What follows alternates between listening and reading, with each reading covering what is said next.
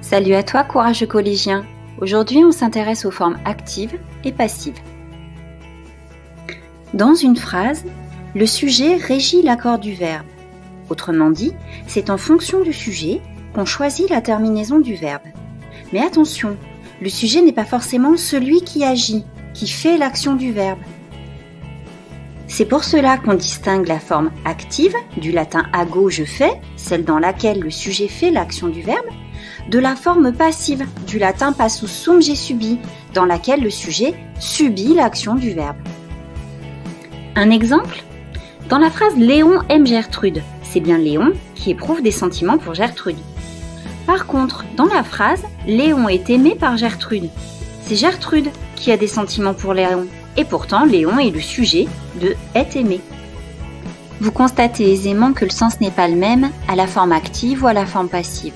Pourtant, on conjugue toujours le même verbe, le verbe aimer, au même temps au présent. Dans le cas de la forme passive, si l'on veut préciser qui agit, on emploie un complément, introduit par de ou par, le complément d'agent, toujours de ago en latin je fais. Ainsi, Léon peut-il être aimé par Gertrude, mais aussi par Laurent, par Géraldine, par sa grand-mère, sa fille, son oncle. À la forme passive, on utilise systématiquement l'auxiliaire être. Mais attention, toute forme employant l'auxiliaire être n'est pas forcément à la voix passive. En effet, de nombreux verbes se conjuguent avec l'auxiliaire être dans les temps composés, par exemple le verbe aller.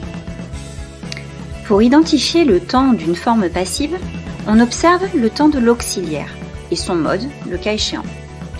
Par exemple, je serai puni, l'auxiliaire être, futur de l'indicatif, la forme, et donc au futur de l'indicatif, passif.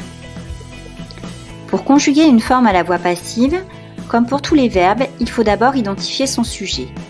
Ensuite, mettre l'auxiliaire être au temps demandé ou au temps voulu dans la phrase.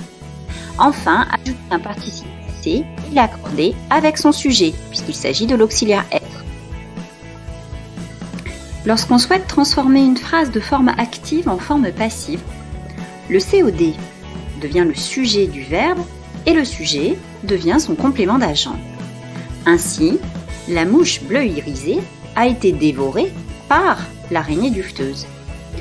Et pour faire l'inverse, pour passer d'une forme passive en forme active, le complément d'agent va devenir le sujet, alors que le sujet va devenir le COD. Ainsi, la limace broute la frêle violette. Cette leçon est maintenant terminée. À vous de jouer dans vos cahiers. À bientôt et bon courage!